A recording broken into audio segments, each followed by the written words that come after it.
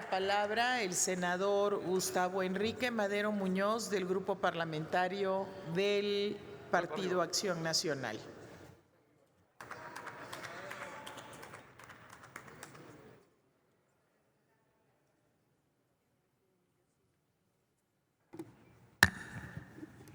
Muchas gracias, presidenta. Bienvenido, secretario. La eficacia de un gobierno, la eficacia de un presidente de la República y de un secretario de Hacienda se determina por su capacidad de entender, de estimar y presupuestar bien las principales variables que determinan los ingresos y los principales conceptos de gasto. En este sentido, secretario, parece que está usted reprobado, porque no le atinaron ni tantito este gobierno a las principales variables macroeconómicas. Empezando por el crecimiento económico, estimaron crecer un 2% y difícilmente vamos a llegar al medio punto porcentual, es decir, una cuarta parte. Y usted ahorita aludió mucho a que los principales países, las principales economías del mundo estaban en desaceleración. Es cierto, pero ninguno, secretario, tiene estas desviaciones tan grandes de resultados de lo real contra lo que ellos mismos estimaban. La producción petrolera, ustedes estimaban producir 1.8 millones de barriles al día y se están quedando cortos por más de 160,000 barriles. A $55 son casi 180 millones de pesos menos de ingresos diarios por este concepto. En la recaudación de impuestos, 200,000 millones de pesos menos. En la inversión pública, estimaban un 2.5% sobre el PIB y va a ser un 14% menos. La generación de empleos, este país requiere generar 100,000 empleos mensuales. 1.200.000 al año. A estas alturas del campeonato, 900,000 para este agosto. ¿Y cuántos llevamos? 364,000. Siguen fallándole, pero gacho, 60% menos. Confunden la gimnasia con la magnesia al intentar combatir la corrupción que todos apoyamos, tirando al niño con el agua sucia que todos criticamos. Cancelan, amputan y eliminan impunemente programas y proyectos, patrimonios de los mexicanos con repuestos subóptimos, opacos y sin reglas de operación, y no hemos visto las denuncias por corrupción correspondientes. Eliminan el INADEM, Fondo Minero, Aeropuerto Internacional, el INIFED. Y luego tienen una práctica que se llama hágase la voluntad de Dios en los bueyes de mi compadre. Los grandes sacrificados aquí son los estados, los municipios y los órganos constitucionalmente autónomos. Las participaciones a los estados y municipios que ya tienen una gran estrechez en sus finanzas públicas y que han hecho esfuerzos grandes para salir adelante, ustedes le recortaron más del 10% en términos reales. El presidente de la República nos afirma, y esto también le quiero preguntar, y cito, entre comillas, aunque es poco el crecimiento, hay una mejor distribución del ingreso en este gobierno. Dice que no estamos creciendo, pero que se está desarrollando porque se distribuye mejor el ingreso. Yo le quiero preguntar a usted, ¿respalda la afirmación del presidente de que se está distribuyendo mejor el ingreso en 2019? ¿En qué lo sustenta? Este gobierno ha tenido asignado para este ejercicio fiscal el presupuesto más alto de la historia en términos nominales, poco más de 5.8 billones de pesos, y aún así no ha sido capaz de generar ni un punto porcentual del crecimiento económico. Señor secretario, En el primer informe se nos señala que las medidas de austeridad contribuyeron a la generación de ahorros y al mejor manejo de los recursos públicos.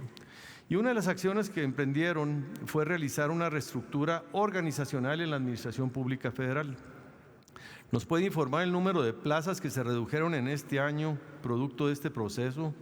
¿Nos puede decir cuántas se recortaron y cuánto ha sido su impacto producto de la reestructura organizacional? Y nos puede dar la cifra desglosando aquellas plazas de la alta burocracia, es decir, las plazas desde directores generales adjuntos hasta el presidente de la República. Puede informarnos a cuánto ascendieron los ahorros en el programa de austeridad y combate a la corrupción y por qué solo no se han liberado los 500,000 millones de pesos como lo había anunciado el presidente desde su campaña y al inicio de este gobierno, sino que han obtenido 200,000 millones de pesos de menos. ¿Qué ha pasado con la confianza económica? Cuando ustedes entraron en esta administración estaba en los niveles de confianza históricamente más altos, tanto el nivel de confianza del consumidor como de los inversionistas, pero desde que tomaron el mando ha venido consistentemente a la baja. Pemex está técnicamente quebrada. Sus deudas de 107,000 millones de dólares rebasan sus activos y la única manera de salvarla es permitirle a la empresa continuar con los proyectos de asociación privada, mejor conocidos como farm outs. ¿Cuándo van a aceptar esta alternativa para sacar adelante al sector energético como lo permite la reforma del Pacto por México? ¿Y qué ha sido, y deben de reconocerlo, la tabla de salvación que les ha permitido eso que presumen revertir la tendencia a la baja de la producción de la plataforma petrolera y la utilización del Fondo de Estabilización de los Ingresos Petroleros que acumula más de 300,000 millones de pesos productos precisamente de esta reforma estructural?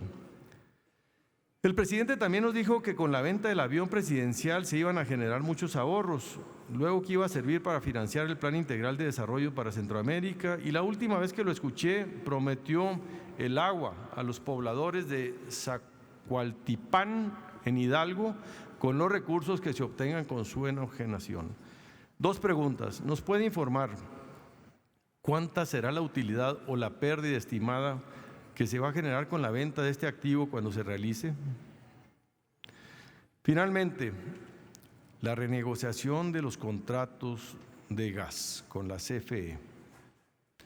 El presidente presumió un ahorro de más de 4,000 millones de dólares. Sin embargo, la información con la que contamos es que solamente se hizo un cambio del esquema de pagos, de un esquema de pagos crecientes a un esquema de pagos iguales, y se les aumentó el plazo de la concesión de 30 a 35 años sin explicación alguna. ¿Por qué se extendió el plazo de concesión, señor secretario? ¿Salieron ganando más los concesionarios? No estamos hablando de ahorros nominales o reales. Por último, para terminar, díganos qué espera usted que suceda para que se revierta el círculo vicioso en el que nos encontramos. Baja confianza, baja inversión, baja el empleo, baja el consumo y baja la recaudación. Sabemos que le apuestan a algo que está en la cancha de un país extranjero, la ratificación del TEMEC. Pero ¿hay algo más que pueda revertir este círculo vicioso?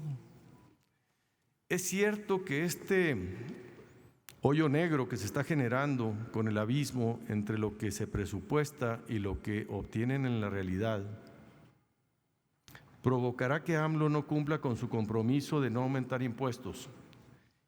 Y ustedes ya están deslizando la idea de una reforma fiscal más recaudatoria en el futuro próximo.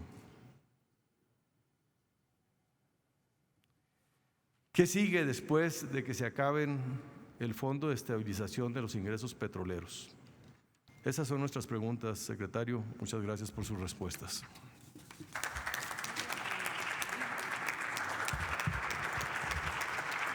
Gracias.